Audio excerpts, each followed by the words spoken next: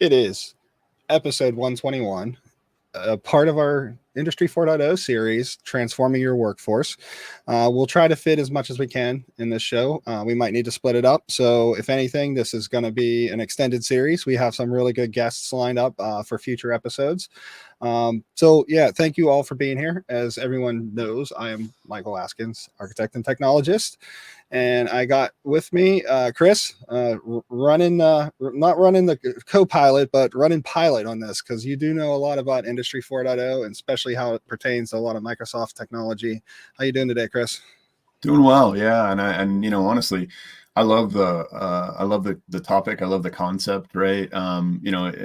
We talked about the book, and I don't want to beat that to death, but a lot of the concepts that you talk about here, and the value of Industry 4.0 comes from similar concepts that I talked about in the book. Around really understanding your ROI and TCO, and understanding the value that these methodologies bring to your organization.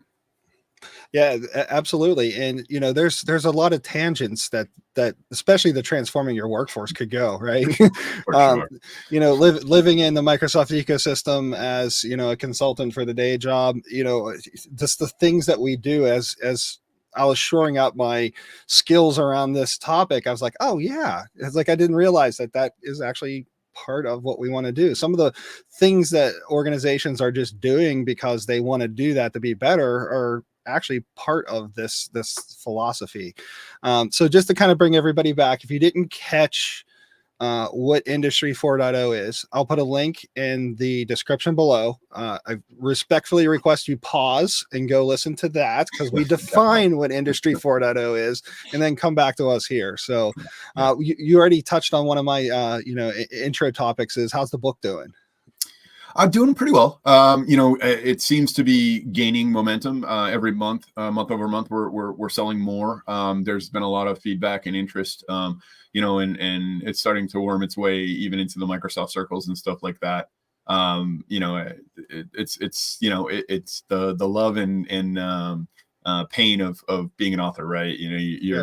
You get so much support from your publisher and stuff like that, and then from there it's kind of on you, right? And so for those that follow me on my social, sorry for all the spamming. But hopefully it kind of gets the word out, and people are able to fully evaluate it. For sure. But actually, I don't think we said what we're talking about today. I know we put it in as part of the kickoff, right? But making sure that I've got the right show we're talking about.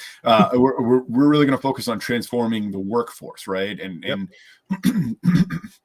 talking about some of the approaches that Microsoft is focusing on when it comes to how our frontline workers and our connected workers, which especially in the manufacturing industry, but really industry wide, vertical wide, however you want to put it. It touches 70-80% of the jobs that are out there, right? And so we're not necessarily focusing on the folks that are going to the corporate office and sitting in a cube or an office all day long, but more the broader audience of the folks that are really in the field. I mean, salespeople or consultants and all that, and then on top of that, your line workers and people in healthcare and all that type of stuff, right? Yeah, absolutely. Some of the things we look at from a technology perspective, and one of the things, there's two things that you've said on this show that stick with people. One is data is the new bacon. That's so I can't tell you how many times people walk up to me like data's the new bacon. I'm like, what? Like they're like, oh, wish I could trademark it. Yeah, you should. Somebody else have it. And then the other thing is let's not do technology for technology's sake. It's gotta make sense, right? And some of the topics we're going to talk about through this series, especially engaging workers, it's really easy to try to think of a solution or see a buzzword or a top 2 Google search and just throw technology at it. It's got to be thoughtful, right, in order to make a difference. Sure, yeah, and that's definitely that's the approach that we try to take universally if we can, right? How do you bring value to your organization, and how do you do it in in such a way that it's not disruptive, or as lightly disruptive as you possibly can make it. Yeah, for sure. For sure. So, when we talk about transforming the workforce, you already laid out a few of the industries. I think it's worth noting that even if you're not a massively large in manufacturing or in industry or even in general business, a lot of these philosophies and principles, they apply to you too. So if you're that, mid-tier and lower company, don't just say, oh yeah, we're talking to, auto manufacturers and people making plastics to make snow sleds. It's it's more than that. So normally at the top of the show, I promised myself I'd start giving kind of a rating on who the show's for, because sometimes we really nerd out and go technical. Sure. This is a G. This is a rated G, general audience. If you're in business and you're working, this is for you. This conversation. For sure. Yeah. I got to double down on that, right, Mike? The opportunities that all these organizations have is just exponential when it comes to cost savings, driving efficiencies, really understanding what's happening in your business at any given point in time. This is the place to be. And so, to your point, you could be, a small startup who is, just getting into manufacturing your own products, and doing it in-house and really need to know what's happening on the floor at all times in order to make sure that you're maximizing your throughput and your output, all the way to just these massive organizations. No matter what you're doing, you need to understand what's happening. And really, this is where you get that opportunity. And I cannot say it enough how important it is. And unfortunately, when we think about CEOs and founders and even the skeleton teams that really are part of that startup, we all have our strengths and weaknesses, and the CEO has the idea, the founder has the idea, they have maybe the technology chops or the sales chops, or even the operational excellence, right? One of the seafood companies that I worked for as a CIO, the reason they were in business as long as they were is because they were operationally excellent. They had figured out the best way to move a lobster from, the northeast part of the United States to anywhere in the world, right, as a live creature, and really worked through all of the different travel routes and all that. It all came down to operational and logistical excellence. That applies across the board, right? But if it's not your specialty, that's when you start to bring those folks in, where you can have tremendous cost savings. You can have tremendous value add to your organization. One piece of the discussion that we'll get into is around supply chain. And if you've got visibility in your supply chain end to end, it just offers so much visibility and value to your partners, your customers, your employees, right? It kind of keeps everybody plugged in and they understand what's happening at all times.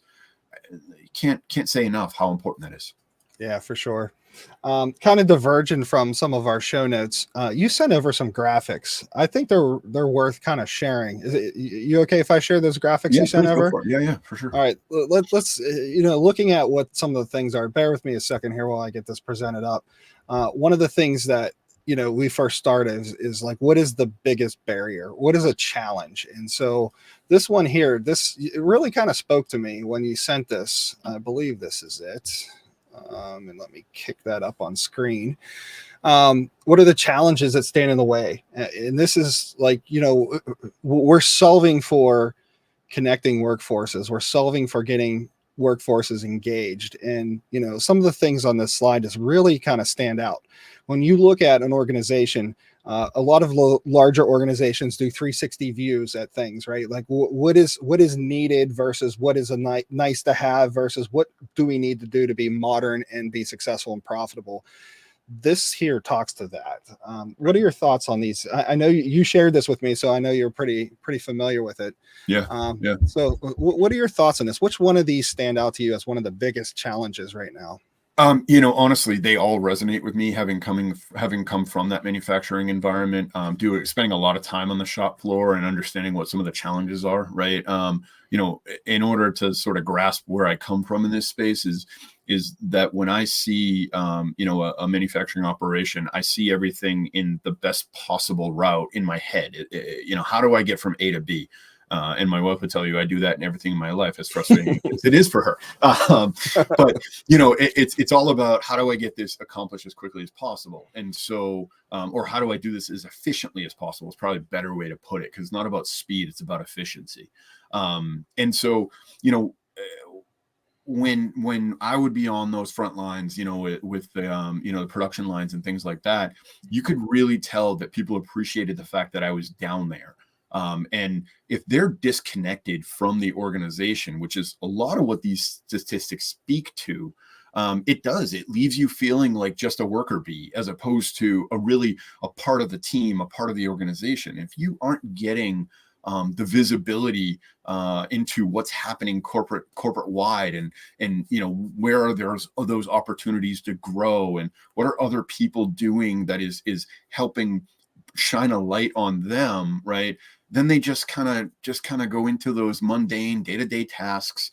They aren't as engaged. They aren't loving the work that they're doing, and so it'll definitely slow down your productivity.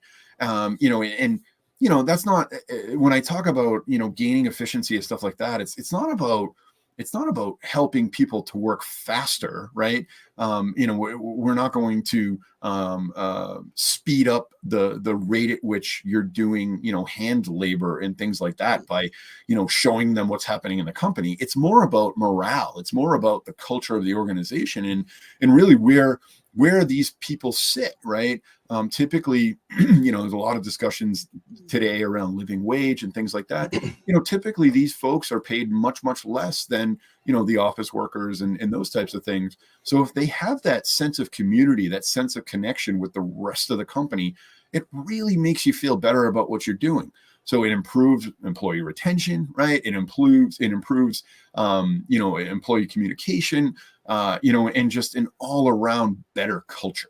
Yeah, absolutely. So I'm going to give a little taxonomy for those who aren't familiar with some of the words that are on the screen here. So a frontline worker is someone whose computer isn't necessarily their main tool for their job. They're on the floor being, transformative in making sure that equipment's running, or things are being built, things are being shipped and transformed. So a computer is not really their day-to-day thing, right?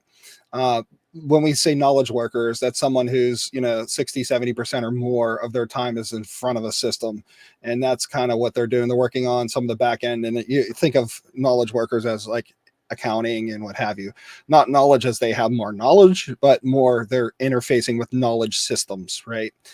So just so when you hear us talk about knowledge workers and frontline workers, that's kind of the terminology here. So one of the things that sticks out to me, and I don't want a solution on this call, but I just can't help. It's the technologist in me. And I look at this, and this maps to so many products that are available right now for organizations. Like, there is Viva. Viva is a big platform for learning. It's a big platform for engaging. It's a big platform for, the dissemination on what you're doing and how you're doing and where your systems are at. So it ties in all the company data, but it also, that whole center section on here, the 67% and 61%, where they feel like they want to have more knowledge. If you invest in the time to set up this system and say, hey, staff or employee, this is available to you now because we think you are valuable and we want you to know and grow. That alone, using these systems helps, that change, that helps that transformation. Right. Yeah. It's a great point. And you think about those success stories, just to add on to that, right? You think about the guy who came from the mailroom and became the CEO, right? And they're few and far between. And it really required those individuals to step outside of what they were doing, to work the late hours, to do, their night schooling, to get their degrees and understanding business better and working their way up. And all you're doing is enabling your workforce for those folks who might not have those opportunities or might not even have the wherewithal to figure out, how can I make myself stand out, and how can I better myself, right? And so things like that, Viva is so many different modules and capabilities that help with that type of stuff.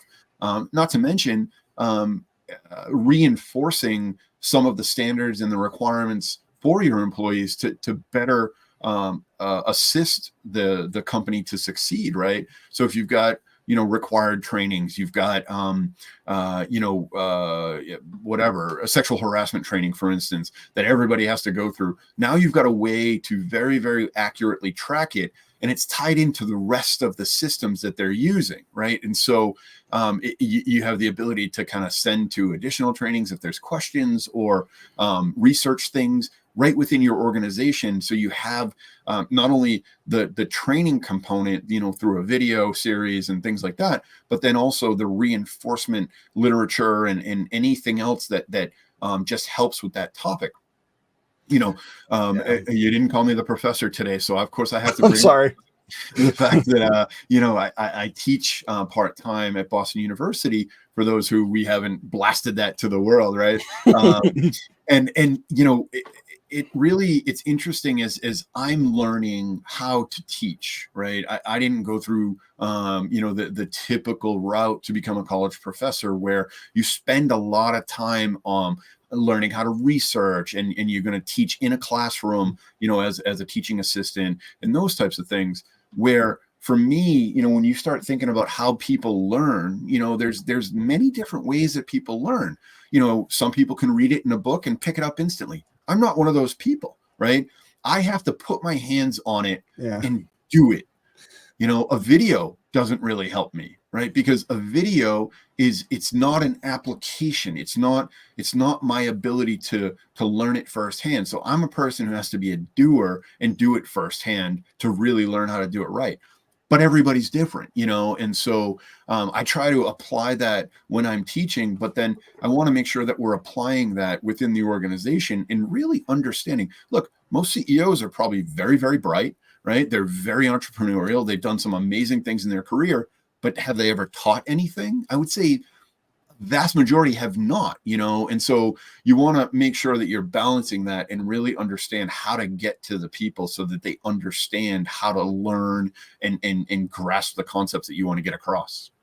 Yeah, and you can create curated things to, match a career arc that you can predefine. And if somebody wants to jump in one of those lanes, you're giving that. Now, that's definitely one aspect of transforming the workforce is, right, making them feel valued, making them feel like they have, a direct line to what's the pulse of the business. But there are other things when transforming the workforce that actually impact day to day. So, retail is definitely one of those areas, and there's things that we can do from a technology perspective to help transform. Like, in the show notes, I believe you put down a use case for a retail store and using Microsoft Teams and mobile devices. You want to kind of expand to the crowd on that one a little bit? Yeah, I mean, it's again, it's about enhancing the communication, right, and understanding what you can do for the customer. You're enhancing your customer's experience by enabling that frontline worker, right? That retail associate, with arming them with the information that they need at the touch of a button to understand things like, what are our inventory levels? Can we look this up in another location? But they don't have to go back into a system in the back and, do a bunch of digging to find that information. They've got a mobile device in their hand. They've got a tablet in their hand where they can just look it up and be like, oh yeah, there's one at the other location. We can have it sent over here, or you can go pick it up and we can have them hold it for you. The size that you need, the color you want, whatever those types of things are, right? From a retail perspective. And then it gives you an idea of like, oh, did you know there's a promotion on this? There's a coupon. Can I help you with that coupon? Because it's going to help that associate do their job. And you've already put the coupon out there. So yeah, maybe the customer saving a little bit of money, but they're going to think about the value that you've just provided to them. And they're going to come back to you and they're going to say, that was a great experience working with, such and such retailer. I want to go back there because I really enjoy it. And I really got what I wanted from that experience. Yeah, it is simple as connecting your back end systems and presenting them to that frontline worker. Another use case is I was recently in a wedding, and one of the things that happened, that the guy had a tablet, did all my measurements, punched everything in there. It's not that whole like take the notebook old Right. school and then go Right. back and you're standing like everything was like there real time. And another place, actually, I recognized it as a Power App. I was in a place and I wanted to make a reservation on a piece of equipment that I don't have for a home improvement project. Mhm. And they whipped a little phone out and they opened up a Power App. And right there next to me, they were able to do the reservation. I didn't have to go stand in line. All Right. the old ways. So you're Right. you're enabling the tools to be pushed to the frontline worker or to the edge, and Right. Right. that's just amazing. Yeah, yeah. And, Yeah. and honestly, in our showcase center, we just built a new office in Atlanta, south part of Atlanta. And we've got a few of these displays, if you will, where we've got a retail store where you can kind of go through some of that experience. You've also got a like a mock manufacturing line, where they're manufacturing soap, and you're a frontline worker who has a tablet that is just monitoring a couple of production lines to make sure you're not having any quality issues and things like that. Well, the bar of soap comes out malformed. Now I've got a tablet that I can take a picture of it.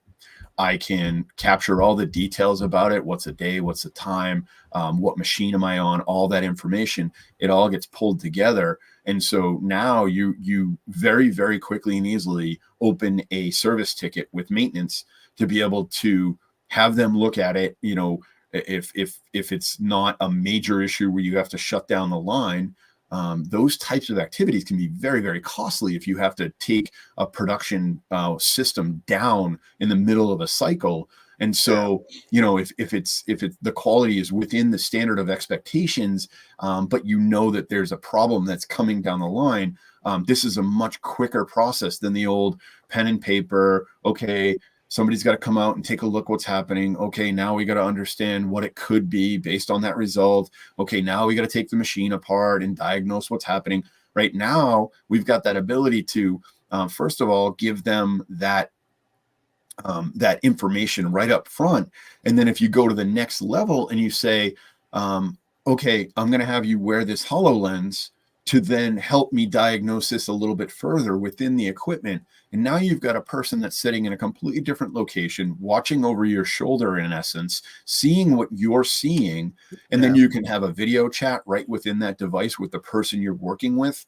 You can have remote assistance. So all you are is the hands, right? And this type of stuff is really helping our customers save tremendous costs when it comes to not only the downtime, but also, not having to have a 4-hour response time with a maintenance person or, their manufacturer or, their service provider, right? So that they can see that stuff up close and personal and say, oh, we need a belt. Let's get that part ordered. We can see what the problem is. We'll get it ordered and then go to the next step when that part comes in and have that same person change it, or dispatch a maintenance person who's a little more maybe mechanically inclined to help with something like that.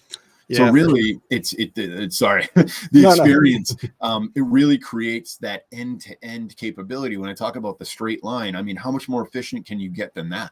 Yeah, it's shortest distance, right? Right. So when in reading through some of this in the past, because we've been planning for this series for quite a bit now, and a couple of the things that projects that I worked on in the past, like kind of surfaced in my head is that it is industry 4.0 and we're using this technology. This is not a future thing, this is a now thing. Right. And we worked on a project where work orders would be given to a field service tech, and the Dynamics Field Service was the back end, and we needed to replace something, and so it would schedule it when in between runs, but it would also say, hey, the meantime the failure for this other bearing on this machine is in a month or within the quarter. Since this machine is down, change it now. Let's do it now. Yeah. Yeah, Yeah. like that kind of thing saves so much time and money, Right. and actually aggravation for the techs. Because I Right. mean, if you're out there and that's a skill that like only those people have, and it's a Yeah. very valuable skill. And how would they feel like tearing apart this machinery and then only to come back a month later to tear it apart again when they Right. were staring at the thing that needed to be fixed? Right. Yeah, no, absolutely. It's unbelievable, right? You have a part, you open the machine up and you're like, well, this doesn't look great either. It hasn't broken yet, but it doesn't look great, right? And like you said, I mean, if we've got those maintenance scheduled and it's right there at you know, in the person's hand, it just offers a tremendous amount of value and just cuts out a tremendous amount of waste. Yeah, their product list on their screen says, "Hey, you need to take this to fix this, but you also take this too." You know, Yeah. they're like, "Oh, that's brilliant." You know, Yeah. I'm going to throw out some stats that you provided for me. About 31.67 million in the U.S. and 2.7 billion people are frontline workers globally. That means they're deskless, right? That's as we're saying, they're not the knowledge workers in front of a computer at a desk. They're out there. So 80% of the frontline workers are engaging, or to engage with them is vital success, right?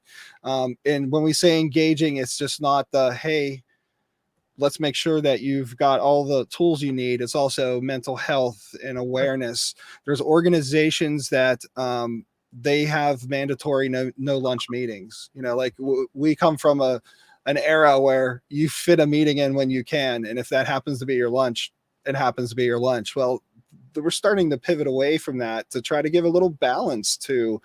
I say that as we approach the lunch hour recording this.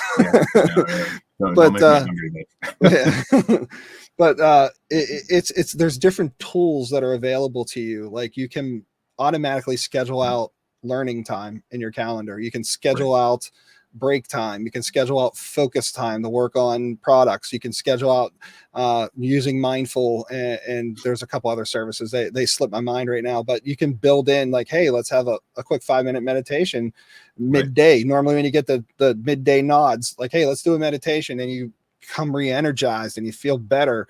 So there's a lot of this tooling that's out there. Again, we don't want to solution everything because one size does not fit all, but just to throw out some real life examples that organizations can do. And the app you're thinking about is Headspace, right? Headspace. Thank you. Yeah. And we've partnered with Headspace on that. And there's actually several different ways you can engage it too. You know, the one is, you know, just a reset, a 3-minute reset.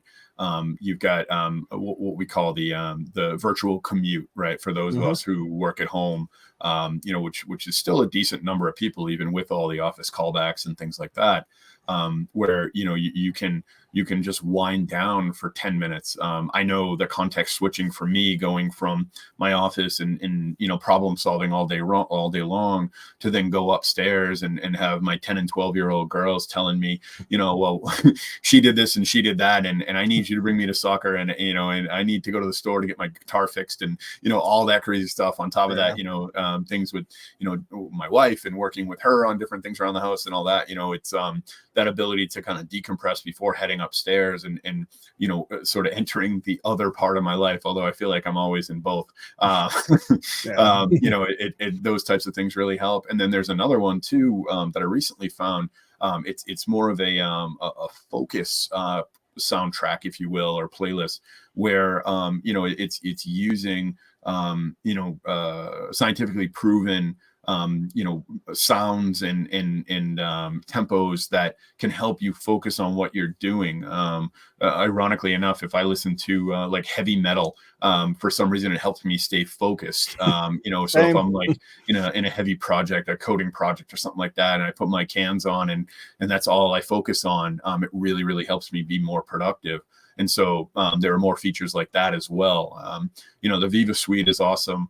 But really, I think beyond just the Viva Suite, the interconnectedness of the Surface devices, the applications, you know, the Power Apps, the Power Automate, and those types of things, as well as you know, the tools that you get from Teams and the Office Suite and things like that. I just started playing with Loop with one of my colleagues, and all of a sudden this Loop popped up in our Teams chat. I'm like, what am I even seeing? Because we have so many awesome tools coming out at once. I can't keep up with them all. Yeah. And I'm gonna pause you there for 1 second for shameless plug.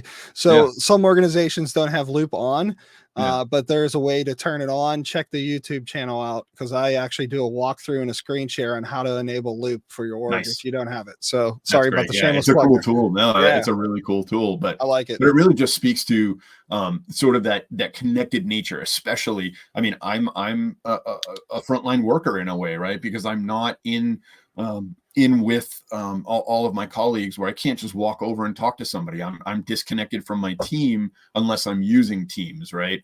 Or if we're saying something bad, we use text message behind the scenes, of course.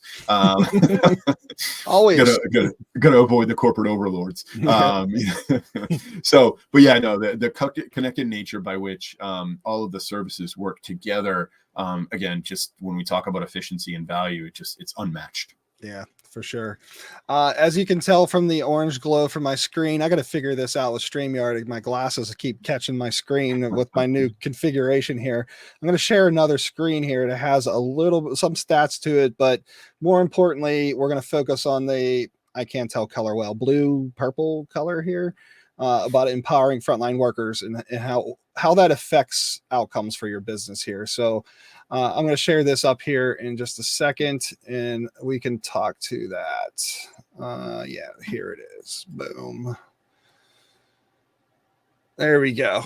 So you touched on this kind of conversationally, but I kind of, again, this graphic you provided, it's very pointed. I want it to be pointed, because this needs to resonate with everyone. Here's what the outcomes are when you do this, right across the top.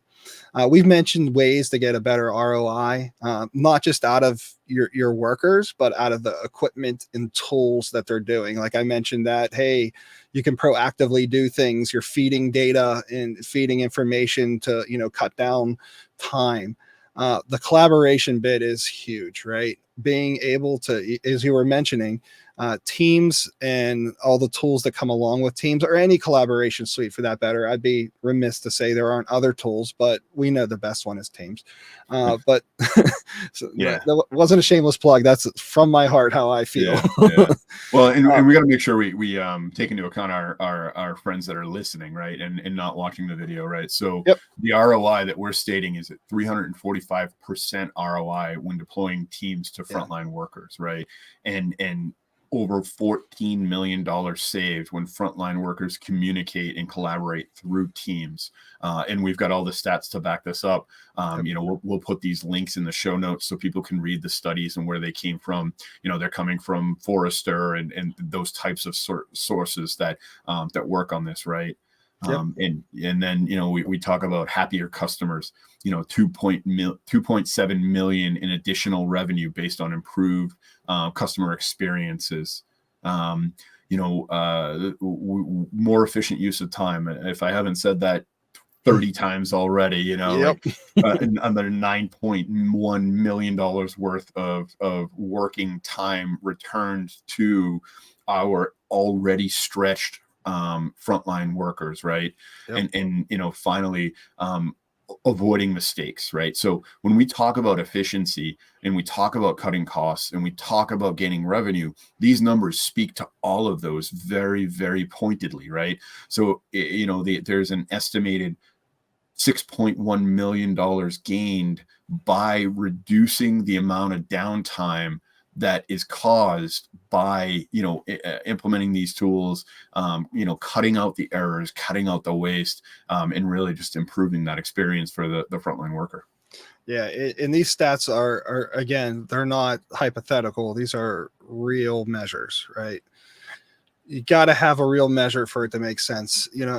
Anybody can throw a number out there. What was the old phrase? 46.8% of statistics are made up on the spot.